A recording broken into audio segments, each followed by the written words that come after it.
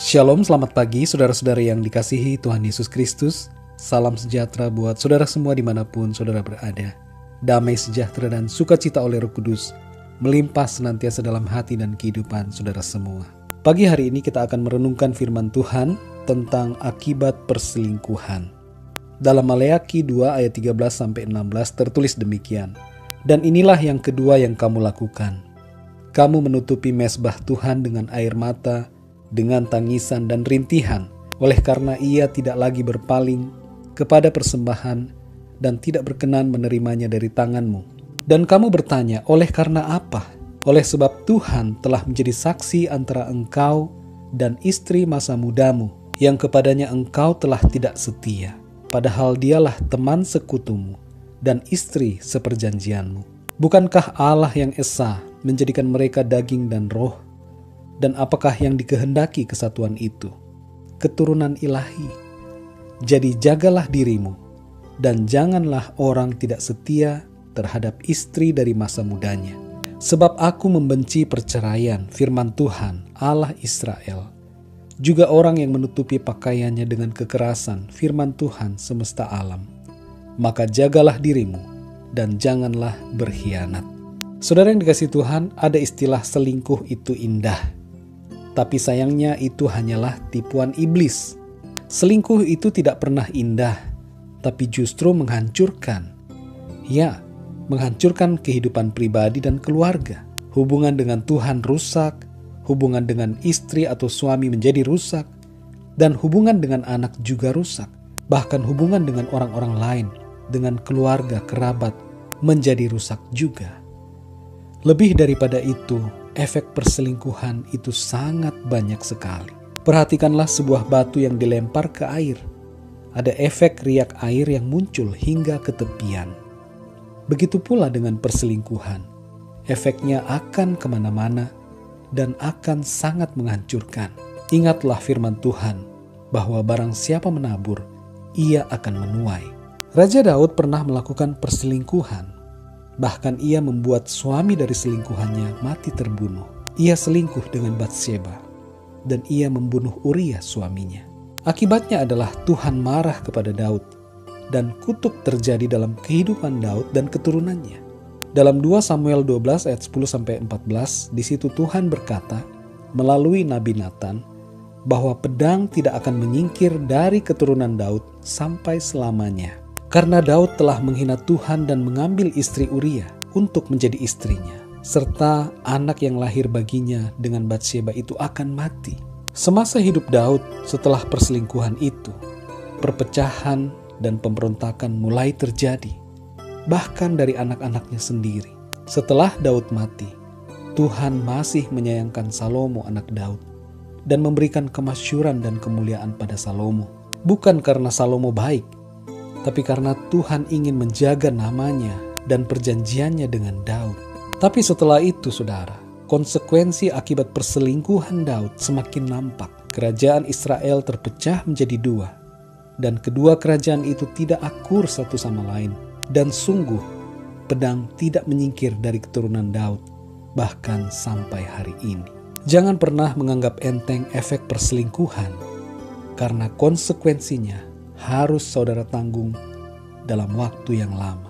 Bersyukur bila konsekuensinya bisa berlalu dengan cepat, tapi seringkali konsekuensi perselingkuhan itu memakan waktu yang cukup lama. Dosa dan konsekuensi dosa itu dua hal yang berkaitan. Meskipun dosa kita diampuni, tapi konsekuensi akibat dosa bisa tetap ada dalam kehidupan kita, apalagi dosa perselingkuhan.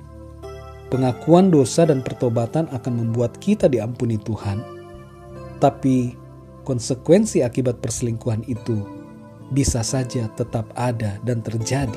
Dalam situasi seperti itu, janganlah kita menyalahkan Tuhan atas konsekuensi yang terjadi dari dosa kita sendiri.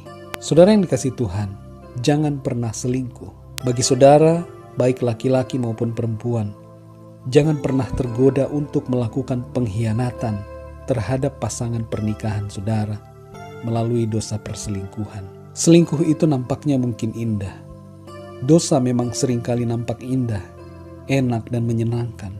Tapi itu membawa kepada kehancuran Mata Tuhan melihat apa yang kita perbuat, dan ketahuilah bahwa kita tidak akan bisa luput dari pantauan Tuhan.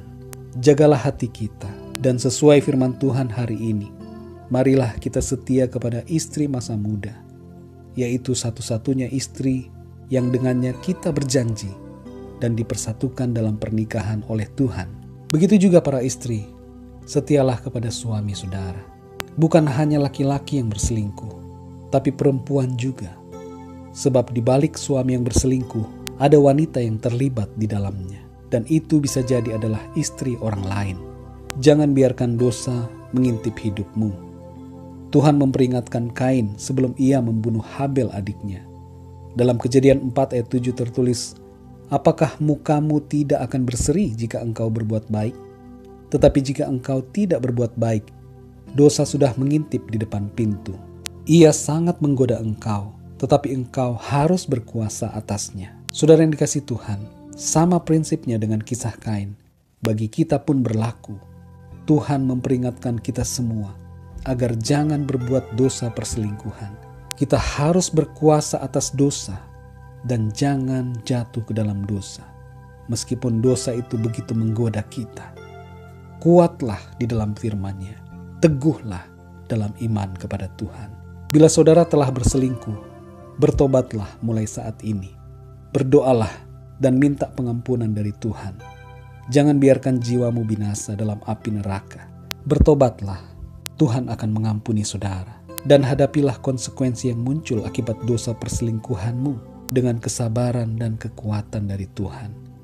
Ingatlah bahwa keselamatan jiwamu adalah yang terpenting. Jadi hadapilah segala konsekuensinya dengan hati yang teguh dan kuat di dalam Tuhan. Buat saudara semua yang telah menikah, setialah kepada pasangan pernikahan yang Tuhan telah berikan kepada saudara. Kasihilah dia dengan kasih yang tulus dan suci, dan setialah kepadanya dalam keadaan apapun.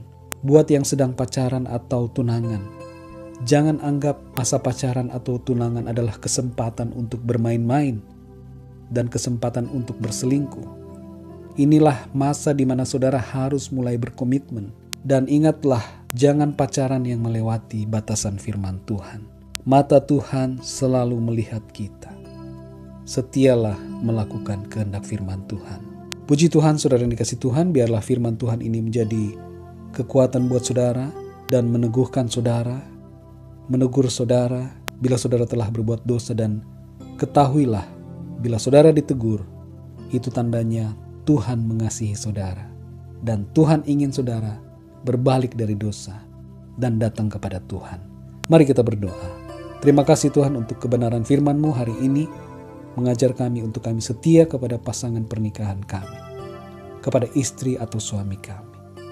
Ajar kami untuk senantiasa memiliki komitmen yang kuat dan teguh mengasihi pasangan kami, setia dalam keadaan apapun. Kami berdoa untuk para pendengar renungan ini yang telah jatuh dalam dosa perselingkuhan, agar Engkau mengampuni mereka dan menolong mereka untuk berjalan dalam kebenaran-Mu, meninggalkan dosa dan hidup dalam kebenaran firman Tuhan. Terima kasih Tuhan. Berkati setiap keluarga-keluarga, anak-anak-Mu Tuhan. Supaya setiap keluarga Tuhan jagai dan lindungi. Pagari dengan kasih dan kuasa-Mu. Supaya setiap keluarga dapat bertumbuh dalam iman dan kasih Kristus. Terima kasih Tuhan Yesus. Berkati kami sepanjang hari ini.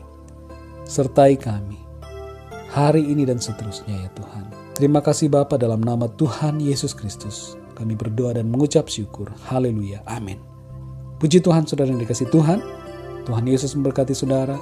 Dan bagi saudara yang telah berselingkuh dan mau bertobat, berdoalah kepada Tuhan secara pribadi. Mintalah ampun kepada Tuhan. Tuhan akan mengampuni saudara. Dan berkomitmenlah untuk hidup sesuai dengan kehendak firman Tuhan. Tuhan Yesus memberkati saudara semua. Selamat beraktivitas dan sampai jumpa dalam renungan yang berikutnya. Haleluya.